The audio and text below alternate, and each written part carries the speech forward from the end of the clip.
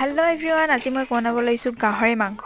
এয়া ৰেচিপি নহয়, একচুৱেলি মই ঘৰত থাকোঁতে অকণমান ভিডিঅ' বনাব মন যায়, মানে খানা বনাই থাকিলে। এতিয়া এনেই আছোঁ, অকলে যেতিয়া থাকোঁ তেতিয়া ভিডিঅ' বনাওঁ আৰু মই এয়া প্ৰথমতে গাহৰিখিনি ধুই ল'লোঁ। পিঁয়াজখিনি মই সৰু সৰুকৈ কাটি আছোঁ, যিহেতু মই মাংসটো অকণমান হোৱাৰ পিছত মই পিঁয়াজখিনি সৰু সৰুকৈ দিওঁ। আৰু এয়া ডাঙৰ ডাঙৰকৈ পিঁয়াজখিনি কাটিছোঁ তেলত দিবৰ কাৰণে। এয়া তেলত দিছোঁ জলকীয়া, পিঁয়াজ আৰু পাঁচফোৰণ দিছোঁ।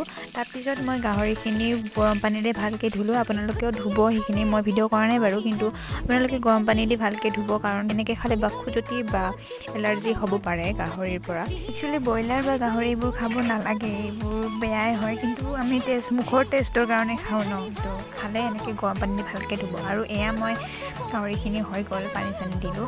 আৰু এয়া যে আছে গ্ৰীণকৈ, এইবোৰ হ'ল মাটি ভেজোৱা, মানে আমি মাটি ভেজোৱা বুলি কয়, সেইটো দিছোঁ। বহুত টোপনি লাগি থাকে ন, আৰু এইটো আলু দি বইল কৰি বনাইছোঁ।